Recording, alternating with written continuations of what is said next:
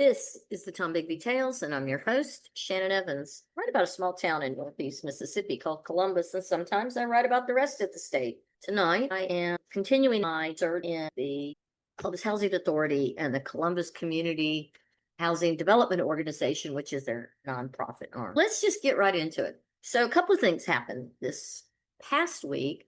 I went to the board meeting last Wednesday, I think.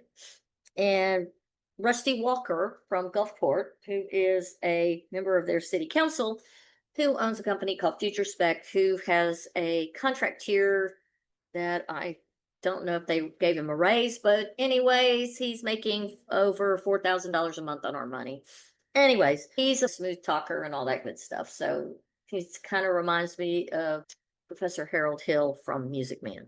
Anyways, I digress. He was in a discussion with the president of the commission. The president of the commission asked why they were not doing sealed bids with the large products that they've put out recently, namely the roofing. Now they're going to have to do the sprinkler systems in some buildings and some various different things that they're working on that are very expensive projects. And the discussion went back and forth. And what I thought was interesting is that in the board minutes, it says that they limit their ceiling to $175,000. Anything over $175K had to be bid out in a sealed bid, I believe. I could be speaking wrong, but that in order for them to avoid having to put out national ads and things like that, they had a ceiling.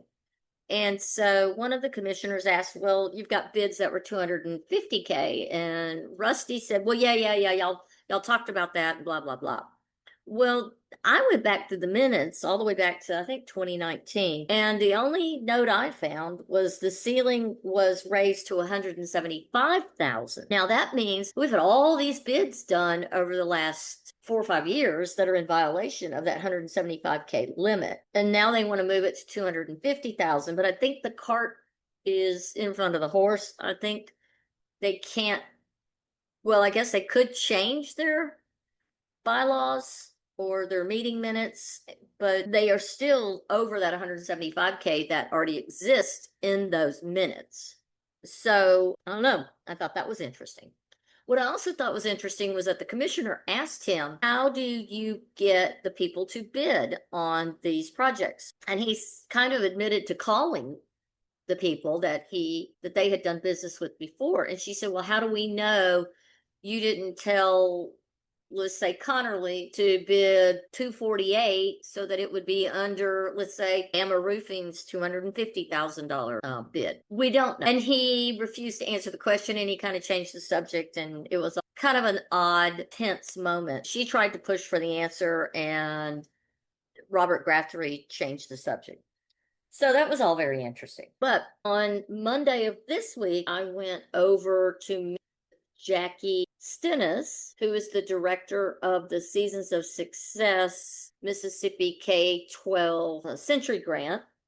She runs an after-school program. She's running a school, essentially. The kids come to what used to be Palmer Home. They arrive and they go to the gym or they go to their classroom and they get a snack and they do their homework. And then after everybody's there, they start their program. And it's an amazing program. She's getting great results out of these kids. Jackie is the consummate educator. I'm super impressed. There's some people down in Harrison County who are very interested in what she's doing and hopefully are going to be able to come up here in the next month or so and tour the facilities and learn from her program. I was just most impressed with her programming, even more so with her fiscal responsibilities and what a warm, nurturing learning center each of those classroom spaces and education spaces were. They teach the kids STEM, math, English, and they use a computer lab to support a lot of the reading and the mathematics skills. And then they have social emotional learning there, which is superbly important in this day and age. But what I found most interesting was that she was telling me, and she gave me her budget and she gave me all her purchase orders and how she gets approximately for several years, she's gotten $250,000 a year as part of this grant. And it looks like she's been renewed for another grant from this same organization. They've recognized what she's doing. Looks like they might add another grade to it, although that's not clear if that's something the school district wanted or the grant wanted. What was most interesting to me was to find out that Columbus Community Housing Development Organization is the fiscal agent, but the money is not at CHDO. It's a reimbursable grant. So they have to expend the funds and then get reimbursed for spending. So the money is coming from Columbus Housing Authority from the HUD monies, and then it's getting deposited into CHDO. And then CHDO pays, and then CHDO is supposed to bill back to the Mississippi Department of Education to get reimbursed. Now, this is where things get complicated. I've been going through bank reports, and I'm not seeing $250,000 worth of reimbursements from anything. I might have found $75,000 over the last 2 years of banking, and with the Columbus Community Housing Development Organization, the nonprofit. But I can see that Miss Stennis has spent all of her funds, as she should, for the things the children need for the program, for support materials, education materials, the things that they need. She's also spent money out of her own pocket. For instance, the air conditioner went out in her office. It's upstairs, it's hot. It is also a reading center up in the upstairs, and she paid out of her own pocket to have a new HVAC unit put in for just for the upstairs. The program has installed security systems and lock systems and things like that. So keypad doors and things like that for the protection of the children. And anyways, the long and the short of it is these things have been purchased and paid for, and I can't see where the executive director, Robert Greathree from Columbus Housing Authority and CHDO, has bothered to do the reimbursements or has followed up with the reimbursements, or if he did, where the money went, because it's not in their accounts. And let me explain what I'm talking about. There is a Bank of Commerce account that looks, it's called a Business Sapphire account.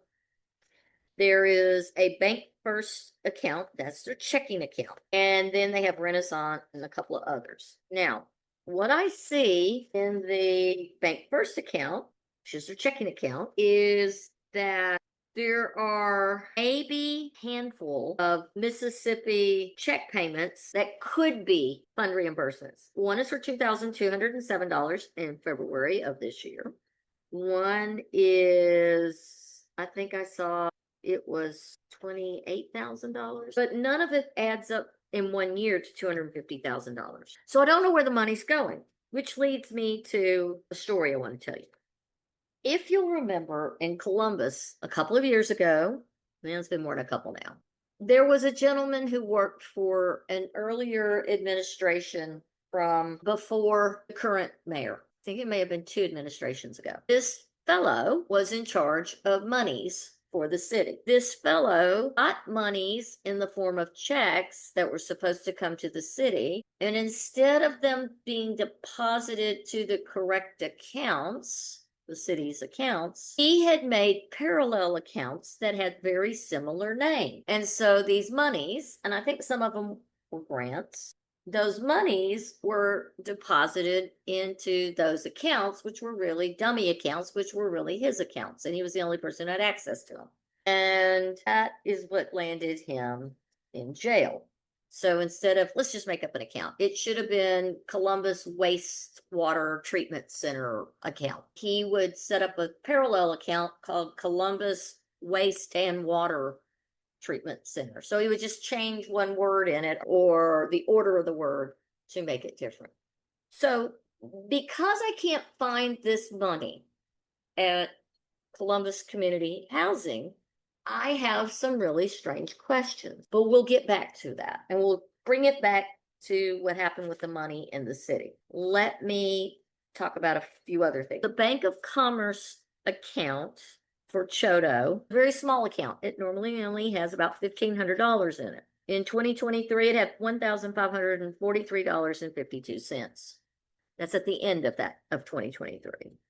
In May of 2024, it still only had that $1,543 and some odd cents. That continues on until October of 2024. Now, what happened in October of 2024? And why is it the Bank of Commerce we need to look at? Well, first of all, the Bank of Commerce is who holds the note to all the properties that CCHDO has that are over in that Bittersweet complex. If you'll remember, the Bittersweet complex is North Haven Woods. Those are a neighborhood of homes that have been, that they purchased a series of homes that were being built by Jabari Edwards' organization, and they were supposed to be part of I think it was called a Section 42 program. Anyway, it was a path to homeownership for people on low or fixed incomes. And the program dissolved, etc. Jabari Edwards wanted out of that business, and he wanted to go more into environmental work, and those houses were purchased. I don't know what they finally spent, but at one point, the note at the Bank of Commerce was $1,160,000 just for those properties. Properties over at Palmer were another in 3 or 4 million. Anyways, they owned these houses and they tried to sell them. Now, they did sell a couple of them, one of which they closed on October 25th of 2024. The house sold for probably around a little over $120,000. And I know that I can find the amount the person who bought the house borrowed. Now, did they borrow all of their money? I don't know, but I know what they borrowed. And it is a house on Bittersweet. They purchased this home. The closing was October 25th, 2024. Now, that's important to remember. When an organization has a loan on multiple properties like this, let's say you're a developer, the bank does not take every penny you make off the first house you sell or the first properties you sell. They take a percentage because they want you to make a profit. I've discussed this before. In this particular case, I feel pretty certain that I know where that money went. So, CCHDO had a deposit on that same day, October 25th of 2024, the same day that house sold. They had a deposit in their Bank of Commerce account, that same account that previously only had $1,500 in it, for $83,232.50. Remarkably, that is 67% of that 120K plus that I had mentioned. Why is that significant? Because that suggests that the bank took 30 to 33%. Now, they probably took 30% and another 3% was used in the closing. Regardless, on October 25th, 2024, a check was deposited at the Bank of Commerce in an account that ends in 7801 for $83,232.50. That money sat there until January 16th of 2024. For 2.5 months, that money just sat there. And then on January the 16th, Commissioner Greta Gardner authorized $50,000 to be removed from that account and deposited in the CCHDO checking account. Now, why is that significant? Number one, at that point in January of 2025, Greta Gardner was not an authorized signatory on banking documents. She had been, but she wasn't at that point because she was no longer an officer of either board. Number two, there are no meeting minutes preceding or after. Now, the most interesting thing is there's not one meeting minute from 2024 or 2025 that says that that house was sold or the amount or what they wanted to do with the money when the house was sold. My question is, did the board know that the house was even on the market, and did they know that the house had sold? We don't know. However, that check, that amount 50,000 of that 83,000 got moved into Chodo's checking account, which they were kind of in a bind because at that point, Robert had over $447 just in overdraft fees on the Chodo checking account. So the next thing is we see that in March, so just 2 months later, in March the 7th of 2025, another 30,000 from that Bank of Commerce account is moved over to the Chodo checking account. They moved $80,000 of the sale from that house into the checking account. Into the checking account that they also had significant deposits already coming in. But it's curious to me that all this money is moved around and there's no discussion of the money in the meeting minutes for the monthly meeting. Let me explain. We know that every month, $10,434 comes out of the Chodo checking account to pay toward their note. There is another amount that's removed that's $6,347,000. It would be my guess that the $10,000 pays for the Palmer properties. The $6,000 perhaps goes to the loan on the homes over in Bittersweet, although that's not clear. Then we have the deposits that come in from the housing authority, and we have money going out. And it's not clear where any of this money's going. We do know that on February 28th, right before the March 3rd movement of 30,000, that the Mississippi Housing Authority had put $96,000 into Chodo's account. So what are they spending all this money on and why? For example, on February 4th, they have a check that was deposited for $2,207. Then they have a deposit of $3,592, another for $4,337, and then a deposit of $104,897. Now, I don't even know where any of these come from. These may be direct deposits from organizations. That $104,000 could be from the Mississippi Department of Education. Not clear.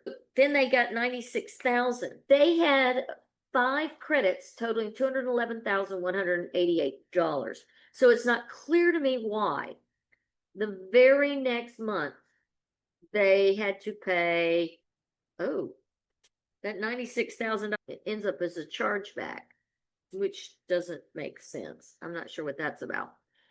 But anyways, they had all this money coming in, and then the next month they needed $30,000 more. What are they spending their money on? Why? None of it adds up. None of it makes sense. And it's not clear where all this money is going. So I'm going to go back to my conversation about money. Here are my questions, and they are just questions. I do not have an answer.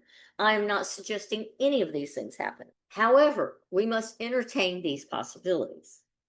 1, Robert Greathree has not filed any of the reimbursements from the Department of Education for the monies that were spent. So let me review. The money comes from Columbus Housing Authority, $250,000 worth. It gets put into this program to float them until they get reimbursed. The reimbursing agent is Robert Greathree. We know that Ms. Stennis has put in all her paperwork. She has turned everything over to Robert that she needs to turn over so that he can get the reimbursement. My question revolves around, did he do the reimbursements? 2, did he do the reimbursements and the money didn't come back into the program, back into Chodo? We can't tell. Where did it go? Did it come into an account that we don't know about?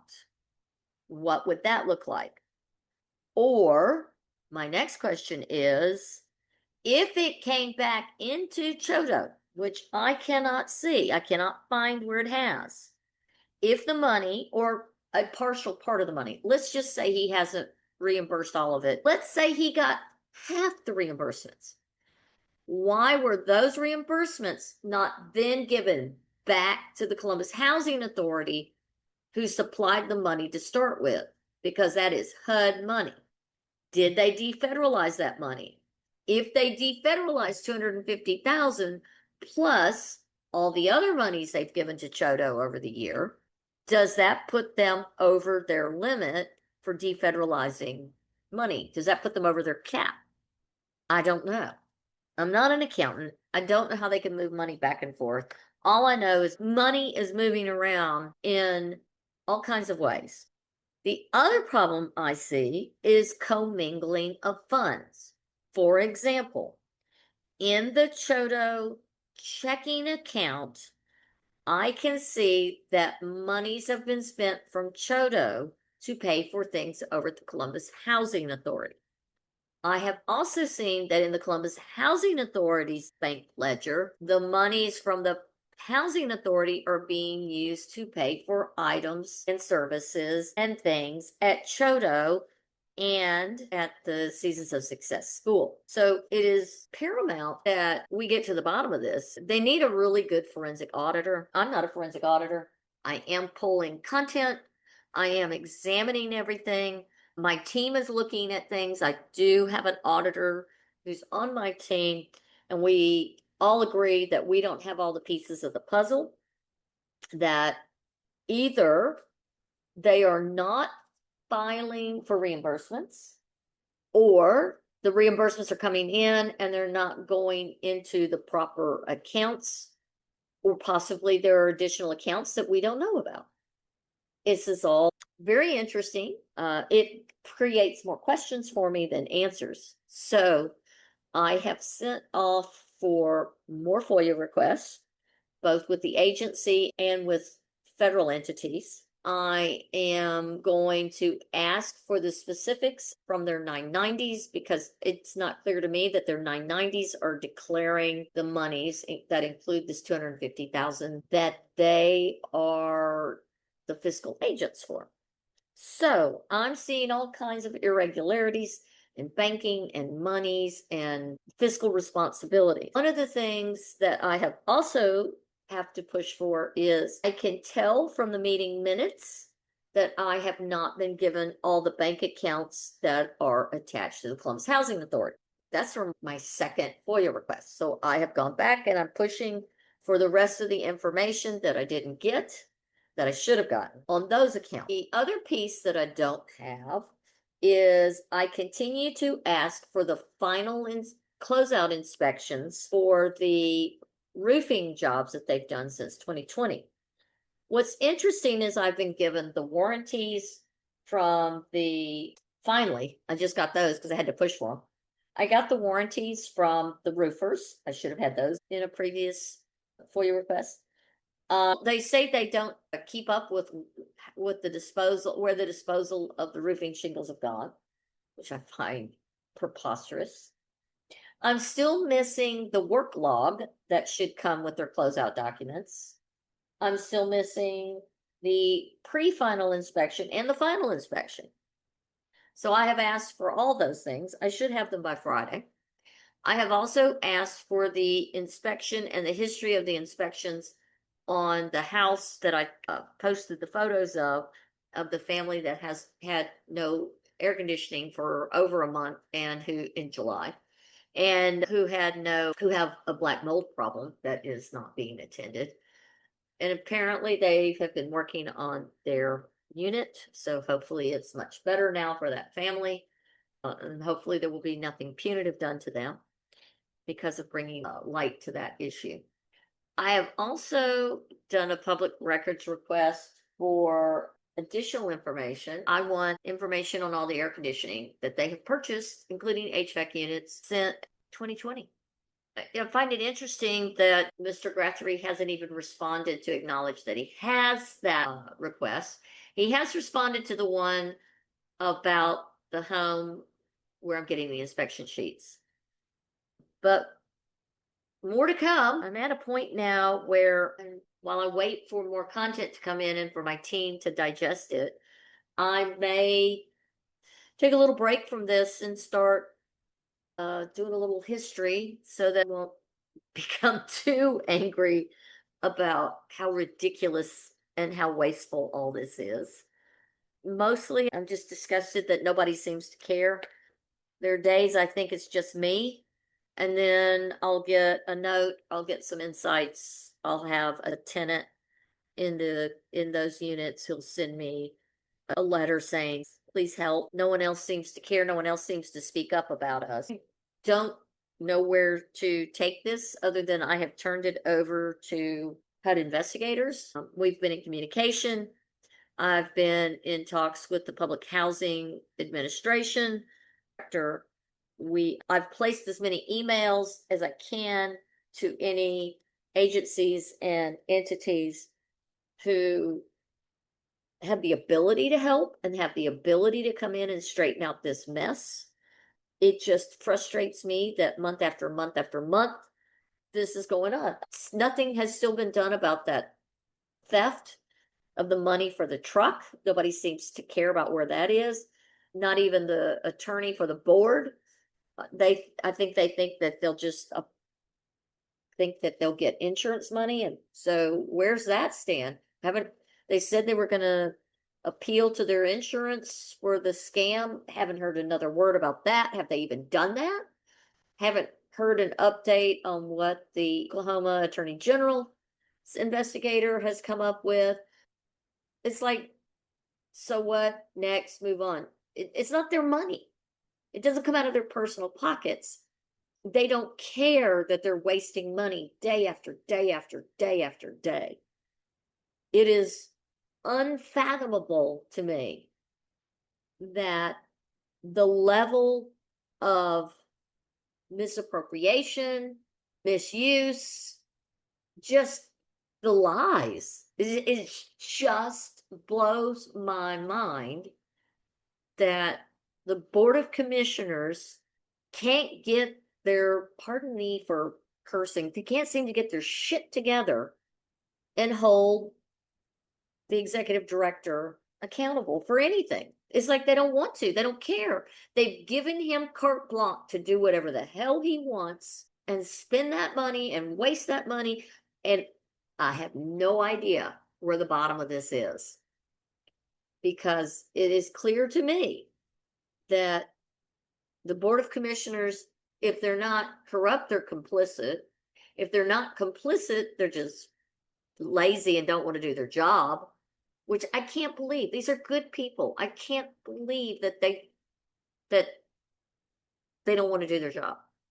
We sat through a board meeting this past week on Wednesday where one of the members, Greta Gardner, decides that so it's time to do a re-election.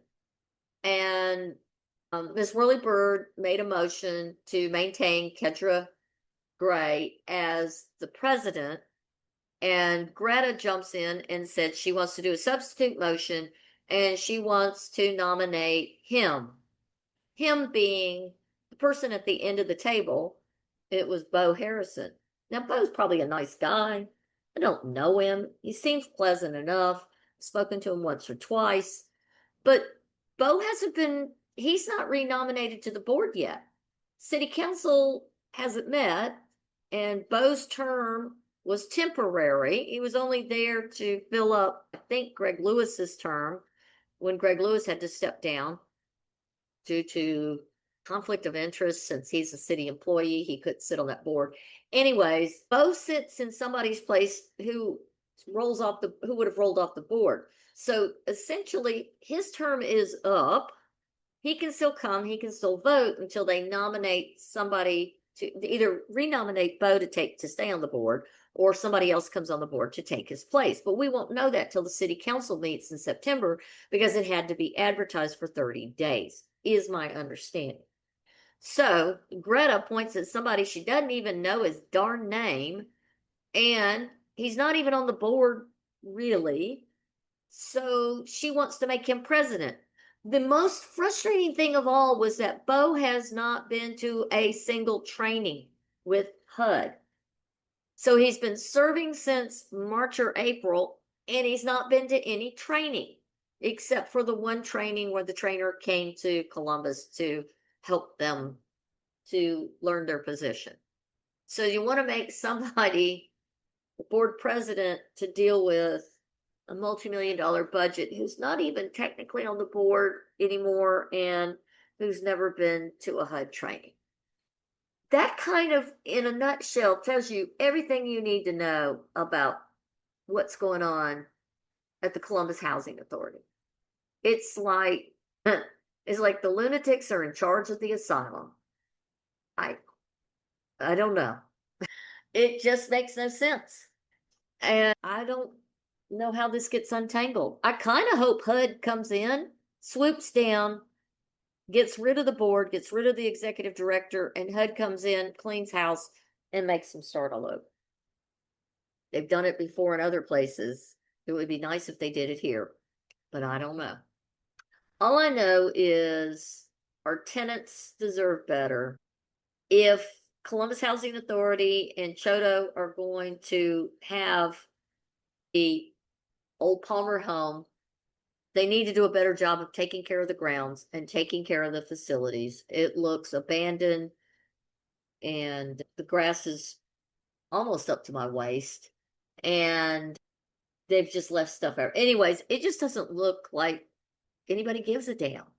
And it's a shame because one, the Palmer facilities are gorgeous and should be doing a lot more. They have all that farmland. They have so much out there they could be doing with that land and those facilities. There are all those houses that they own and are renting out or are sitting empty. There's a bunch of them sitting empty right now. I think I saw 4 big units sitting empty over in North Haven Woods. I plan to do a complete podcast episode on what it costs for them to turn a house, one of those houses, when they go from when they're rentals and they turn them over into turnover tenants.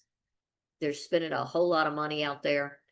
It just seems like the Columbus Housing Authority has gotten all caught up through Chodo in buying land and things and buildings and not taking care of what their mission is, which is caring for low income families who just need a hand. That's all I got to say tonight. I want to thank you for coming on my podcast, The Tom Baby Tales, and hopefully the next episode will be more upbeat, or at least I'll have information about somebody finding money or getting arrested.